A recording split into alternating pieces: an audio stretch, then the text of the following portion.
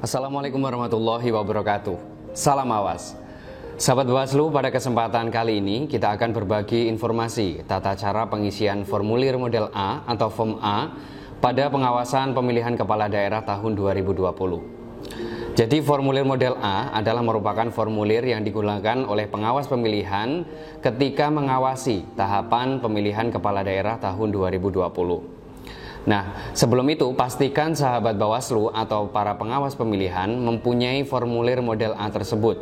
Formulir ini telah sesuai dengan formulir yang disarankan ataupun yang juga diterbitkan oleh Bawaslu Republik Indonesia.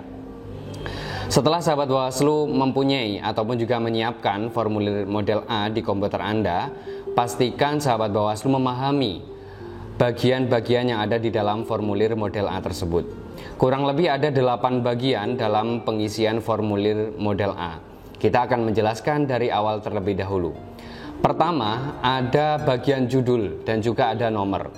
Di situ tertulis formulir model A, laporan hasil pengawasan pemilu. Kemudian ada nomornya.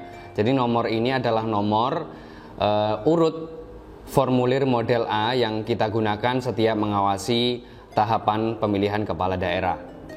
Namun sahabat Bawaslu, untuk nomor ini sendiri sebaiknya dikosongkan terlebih dahulu karena kita akan mengisi nomor formulir model A tersebut setelah kita melakukan pengisian pada formulir A daring di Bawaslu Republik Indonesia.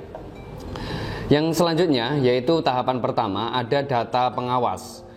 Sahabat Bawaslu pastikan mengisi data pengawas yang tersedia dalam formulir. Nama pengawas, jadi nama pengawas ini bisa diisi dengan nama pengawas yang bertugas ketika melaksanakan pengawasan pada tahapan pilkada. Nama pengawas bisa berjumlah 1 orang, bahkan juga bisa berjumlah tim atau beberapa orang.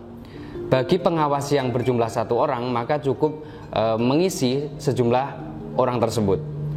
Kemudian apabila jumlah pengawas ini terdiri dari tim yang terdiri dari berbagai atau berjumlah beberapa orang, maka diisi yang pertama itu adalah sebagai penanggung jawab tim terlebih dahulu.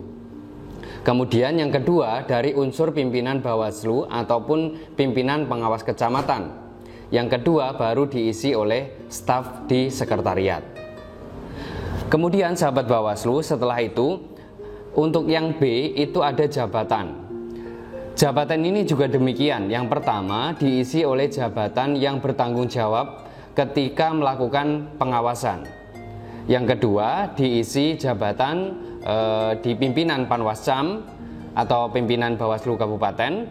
Kemudian yang ketiga baru diisi oleh staf sekretariat yang mengikuti pengawasan pada tahapan tersebut.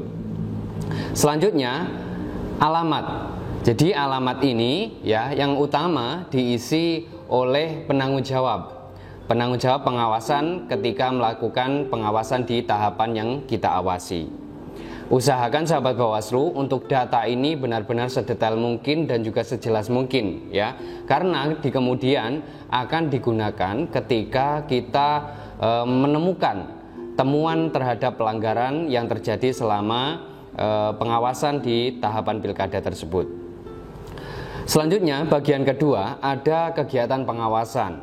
Jadi ini adalah merupakan kegiatan yang kita awasi selama bertugas. Yang pertama ada tahapan yang kita awasi. Jadi dalam tahapan ini ada tahapan dalam pilkada dan juga ada non tahapan. Jadi yang kita awasi bisa berupa tahapan, bisa juga non tahapan. Tahapan ini adalah yang ada atau yang tercantum dalam PKPU atau tahapan pilkada. Ada 6 tahapan yang diawasi oleh Bawaslu dan juga jajaran. Yang pertama adalah tahapan pembentukan badan penyelenggara. Yang kedua, tahapan pemutakhiran data pemilih. Yang ketiga, tahapan pencalonan. Yang keempat, tahapan pelaksanaan kampanye. Yang kelima, tahapan pelaksanaan pemungutan suara. Dan yang keenam adalah tahapan penghitungan suara dan rekapitulasi hasil penghitungan suara. Sementara itu, non tahapan atau selain tahapan pilkada yang juga masuk dalam pengawasan Bawaslu diantaranya adalah tahapan atau kejadian seperti fokus pengawasan netralitas ASN dan juga politik uang, serta juga pengawasan terhadap ujaran kebencian dan juga SARA. Pada kesempatan kali ini kita mencontohkan tahapan dalam pilkada yang menjadi salah satu pengawasan Bawaslu. Ini adalah merupakan contoh saja sahabat semuanya. Jadi bisa jadi tahapan-tahapan yang lain ini juga kita masukkan. Namun pada kesempatan kali ini kita memasukkan tahapan kampanye pilkada tahun 2020 sebagai contoh pengisian dalam formulir model A ini. Selanjutnya sahabat Bawaslu, bentuk pengawasan. Jadi bentuk pengawasan dalam pilkada ini bisa kita lakukan dengan pengawasan langsung maupun juga pengawasan tidak langsung. Jadi pengawasan secara langsung ini di mana pengawas pemilihan ini melakukan pengawasan secara langsung dalam proses tersebut. Ya, misalnya pengawasan kampanye ini bisa datang langsung ke lokasi. Kemudian ada juga pengawasan secara tidak langsung. Jadi pengawasan ini hanya melakukan pemeriksaan, analisis dan juga investigasi terhadap objek yang diawasi. Ya, semisal ini terkait dengan data pemilih dan lain sebagainya, hasil mengawasi analisis daripada BA KPU atau data-data KPU. Ini adalah merupakan pengawasan secara tidak langsung. Jadi dalam contoh ini karena kita mengambil pengawasan kampanye pilkada, maka yang kita lakukan adalah pengawasan secara langsung. Selanjutnya pihak yang diawasi. Kemudian pihak yang diawasi ini siapa? Dalam kampanye pilkada tahun 2020 ada beberapa pihak yang bisa kita awasi. Yang pertama PPK, PPS, ASN, tim kampanye, peserta kampanye dan juga pasangan calon itu sendiri. Pastikan ini adalah merupakan hal yang harus kita pahami terlebih dahulu sebelum kita melakukan pengawasan. Selanjutnya adalah waktu pelaksanaan. Waktu pelaksanaan ini adalah tahapan kampanye atau tahapan pilkada yang kita awasi. Jadi waktu pelaksanaannya ini harus kita jelaskan secara detail, baik dari segi hari, tanggal, waktu, tahun, dan juga tempatnya. Kemudian sahabat Bawaslu, di bagian yang ketiga ada uraian hasil pengawasan. Uraian hasil pengawasan ini adalah hasil yang kita awasi. Catatan daripada apa yang kita awasi mulai dari awal sampai dengan akhir acara. Dalam hal ini, dalam proses kampanye, ada beberapa hal yang kita perlu catat. Setidaknya dalam uraian hasil pengawasan ini memenuhi unsur 5W1H. Ya, kita jelaskan secara detail baik siapa, di mana, mengapa, kapan, dan mengapa proses ini berjalan. Tahapan kampanye ini berjalan. Pertama, bisa kita jelaskan tempat ataupun siapa yang melakukan kampanye ini. Nah, ini harus kita tuangkan dalam uraian hasil pengawasan tersebut. Kemudian di mana proses ataupun kegiatan kampanye ini berlangsung. Selanjutnya, berapa jumlah daripada peserta kampanye itu sendiri. Nah, dan terus konsep mungkin juga bisa kita tuangkan dalam formulir model A tersebut. Kemudian sahabat Bawaslu, selanjutnya orang-orang yang hadir dalam kegiatan tersebut. Nah, ini juga perlu kita informasikan di dalam formulir model A tersebut.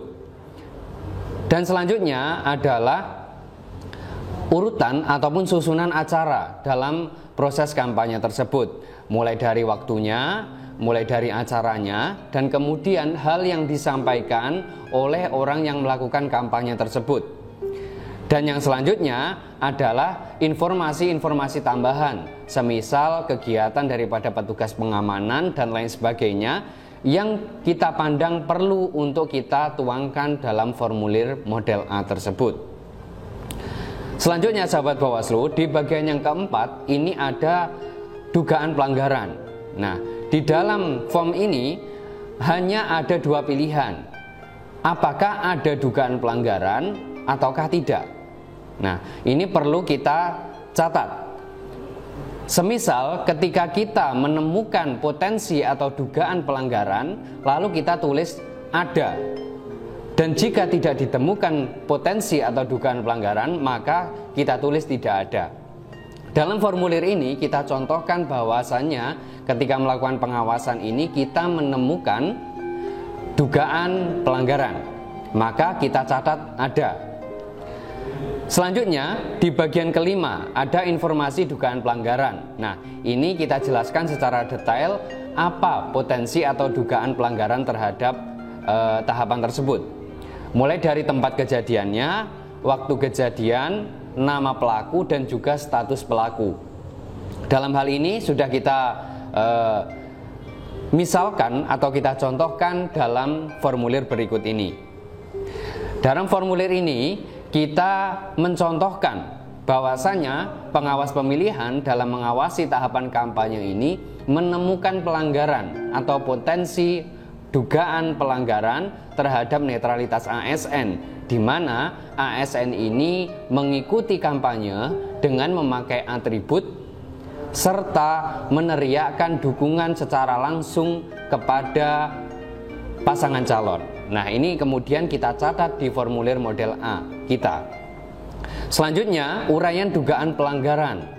Setelah kita menemukan dugaan pelanggaran tersebut, selanjutnya kita uraikan, kita jelaskan dugaan pelanggaran yang kita temukan. Mulai dari kronologinya, mulai dari waktunya, dan juga mulai dari detail daripada keterangannya. Kita uraikan secara jelas dalam uraian dugaan pelanggaran. Pada bagian ke-7 selanjutnya kita tulis saksi-saksi, orang yang melihat atau orang yang bisa kita gunakan atau kita lihat sebagai saksi dalam kejadian tersebut. Ya, ada saksi 1, ada saksi 2. Dan selanjutnya kita lengkapi temuan kita dengan bukti pendukung berupa video, berupa gambar, ataupun juga berupa rekaman suara. Nah, sahabat Bawaslu, setelah kita menemukan dugaan terhadap potensi pelanggaran tersebut, maka selanjutnya setelah itu baru kita akan melakukan pleno ya bersama pimpinan Bawaslu yang lainnya. Dan yang di bagian akhir ada keterangan tempat dan juga tanggal kita melakukan pengawasan, kemudian kita tanda tangani. Nah, demikian tadi sahabat Bawaslu untuk tutorial atau tata cara pengisian formulir model A secara manual. Namun jangan lupa setelah itu ada juga formulir model A secara daring. Formatnya tidak jauh berbeda dengan ini, namun ini kita lakukan melalui daring atau melalui browser yang sudah disediakan oleh Bawaslu RI. Demikian tadi sahabat Bawaslu tutorial atau tata cara pengisian formulir model A. Nah, tentu sahabat Bawaslu semuanya dan kita semuanya sebagai pengawas pemilihan harus memahami kinerja kita dengan mencatatkan dalam formulir model A tersebut. Tetap jaga kesehatan, tetap jaga semangat, awasi Pilkada tahun 2020. Salam awas. Wassalamualaikum warahmatullahi wabarakatuh.